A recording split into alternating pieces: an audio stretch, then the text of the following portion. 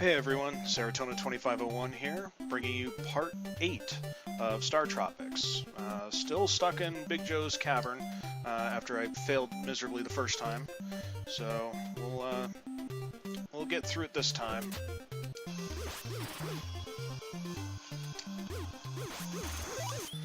Notification on my phone, and that was not the way to do that.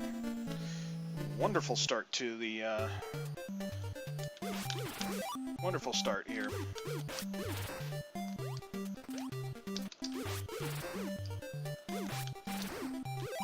Alright.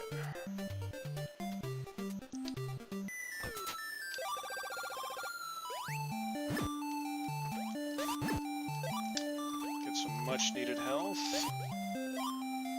with our shooting star.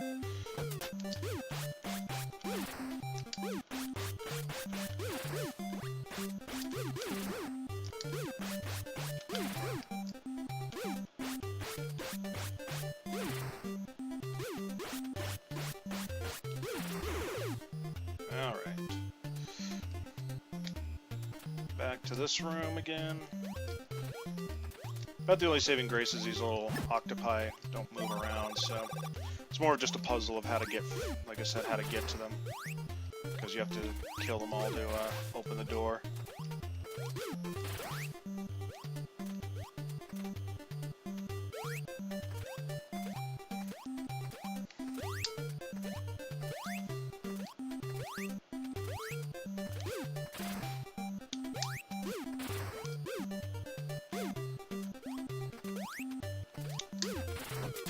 Alright. Now for the ring around the mummies.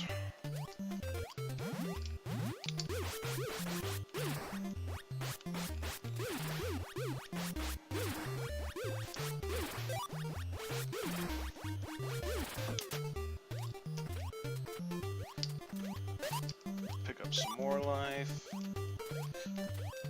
And a potion.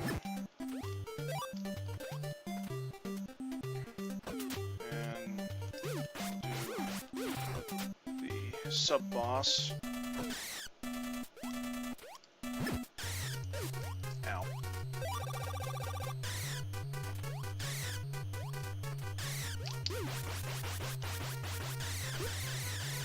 Yep. No one cycle again for me.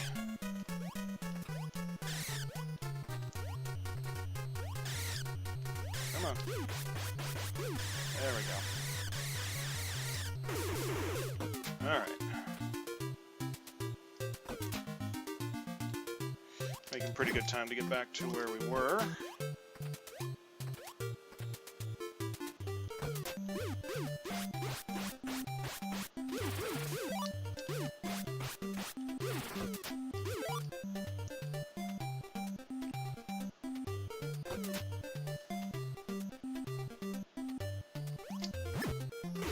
Back to this room. So we'll get the baseballs.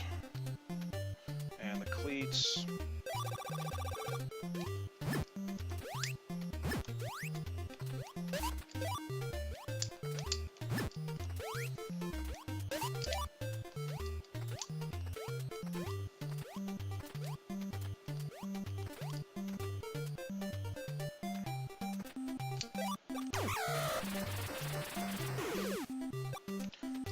And if you hadn't figured out, you are kind of required to use the cleats because the little squid at the very top right doesn't move. So even if you were able to, if you were willing to sit through the whole thing to try and manually kill them because you wanted to save the cleats, you can't. You have to use it there.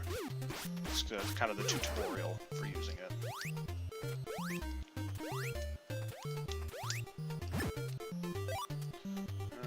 Back to full health.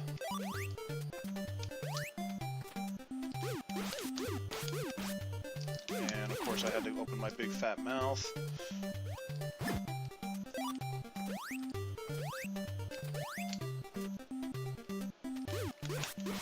Kill this last little guy. Wait for those. Kill the mummies.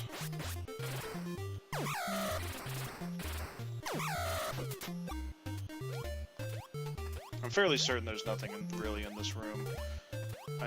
There probably is, but I don't really feel like wasting the time to search it, so...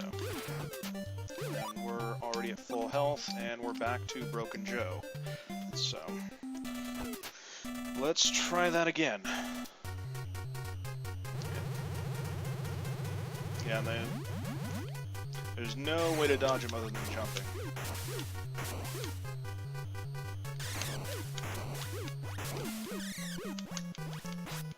Yeah, and sometimes he'll do that to where he'll just keep his mouth open.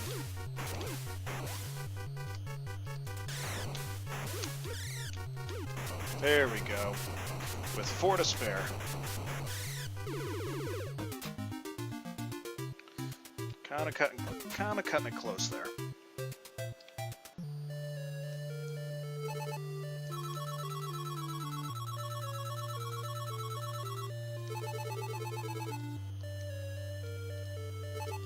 Alright, so now we get to explore more of this cavern, which this area is pretty big, and it's also a bit of a maze. But there's a good reason to navigate this maze, and we actually have to go down this way to get where we need.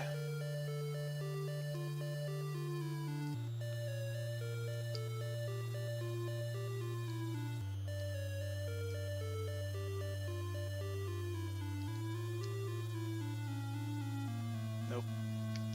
I went the wrong way.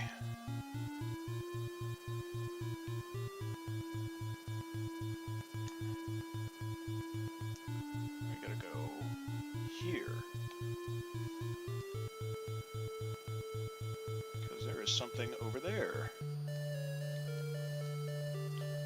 And figured it out by now, shouldn't be surprised, it's another big heart.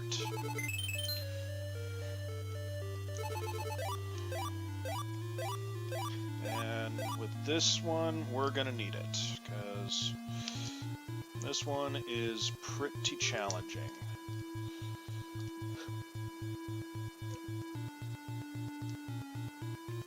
This next cavern, the Three-Eye Rock Cavern, or tunnel, or whatever you want to call it, it just doesn't sound right to me calling them dungeons, as a traditional kind of adventure fantasy game, but the next one is, it throws a lot of new things at you that you've never really seen, so it can really throw you off.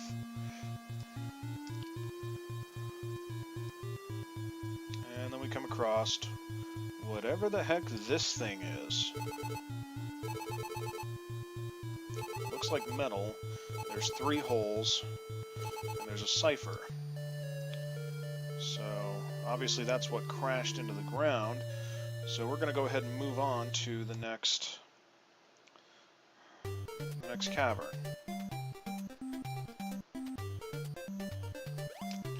This one kind of throws you off right off the bat because the correct way is actually off to the side.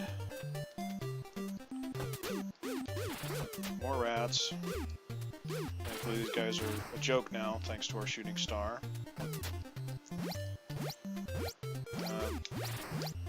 Similar to the pencil traps, but a little bit more razor sharp. Still easy to dodge. Now we get our tutorial on our new weapon, the Asterisk. This one's actually kind of a fun sub-weapon. When you throw it, you actually are throwing 2 stars at once. But what you do is, once you get it to a certain point, you hit the fire button again, and they split off in right angles, allowing you to kill 2 things at once. And you can actually be fairly liberal with the weapon in this dungeon, because they give you a lot of them. Now, if you remember the silver balls in Captain Bell's Cavern, these little urchin things are exactly the same. There's no real difference in them. Also, these little flies that constantly gave us a pain back in Chapter 3 are incredibly easy.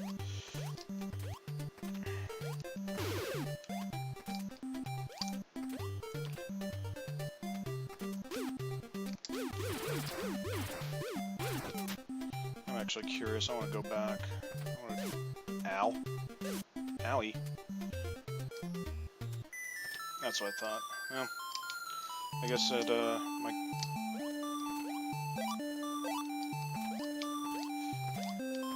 guess it's not a bad thing that, I checked it out after getting hit like that.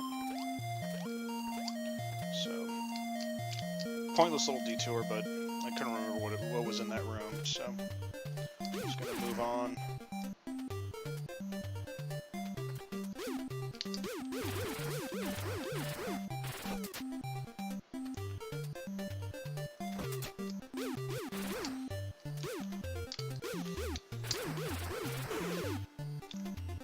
Now with these things, these little fuzzy things, anybody that's played The Legend of Zelda will have a rough idea as to their effect.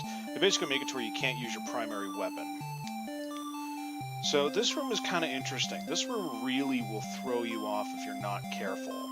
If you notice, I mean, if you look at it, it looks like both the sides are exactly the same, but there's not. There's a little bit of a change. You can kind of see it from up here. So you would think that you just have to go up and down, but you would in fact be wrong.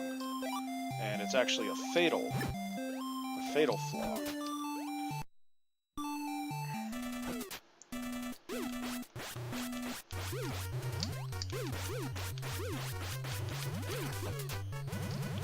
Yeah, now those guys can be really difficult if you don't really know what to do. You just have to kind of time it to where you dodge them. Dodge their attacks.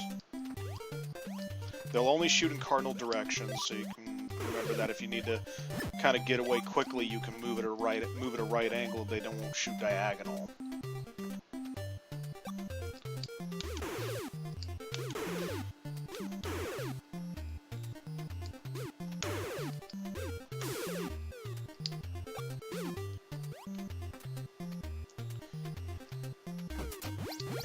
Here's another new thing. These enemies. They will come at you from behind, and you have to move at a right angle. You cannot jump over them as they pop up like that. So that's something that will, if you're not careful, will hurt a lot.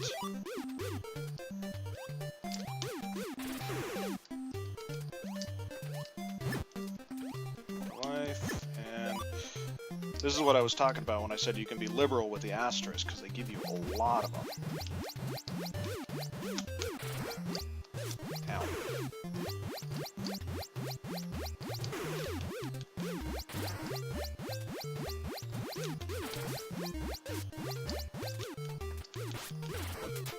Yeah, so that's what I was talking about, where you can't really jump over them, so fortunately, get more life here. Just gotta worry about the blade traps.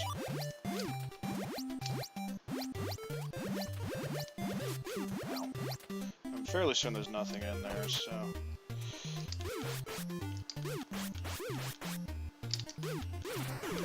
Basically, I mean, he's a stone golem guy, but he's operates almost exactly the same as the mummies, so just...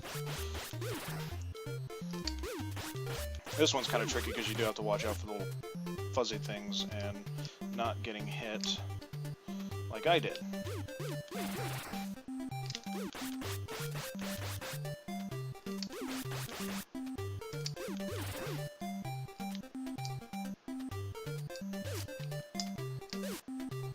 Yeah, fortunately the little fuzzy things don't actually do any damage to you. They just make it incredibly inconvenient. Now here's another room that really kind of throws you off. It's like you don't really have an idea where to go. You actually have to go down like that. In the previous room you can actually find this room. I'm gonna use this health because I'm really gonna need it here soon. And we got even more asterisks. This is the reason why I said we were going to need it. I got two of these guys to deal with.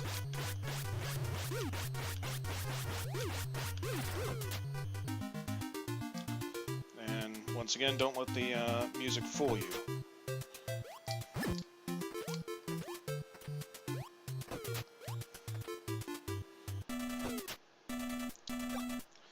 now we're coming up on the boss. These are the statues of Twin Sumucho, I think, is memory serves me out what they're called.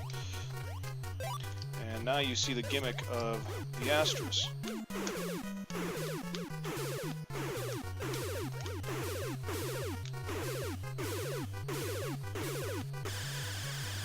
Pretty easy, just dodging, really. And that is that. I'm gonna be honest with you, that actually went very well. I was expecting that to be a heck of a lot more painful. So, we're gonna move on. And now we're above, we're in an area above it because we have the gigantic crater again.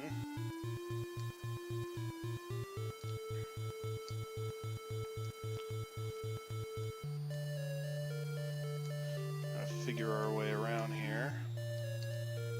And who is this? Why, it's Dr. J! We found him! Yay! Now he's going to explain to us what's going on. He said he found the big rock in the ruins. And he decoded the ciphers, talked about a faraway planet called Argonia. Said their last escape pod to Earth. The pod was carrying 3 magic cubes. No, for the love of God, no.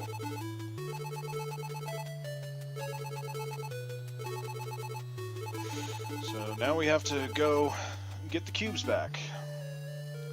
And so we're gonna go ahead and we get to infiltrate an alien spaceship with a yo-yo.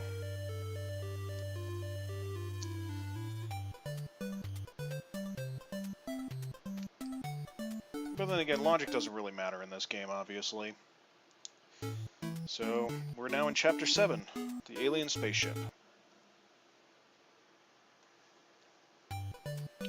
So we're going to go ahead and end it here. We'll pick this up in the next episode with Part 1 of the alien spaceship.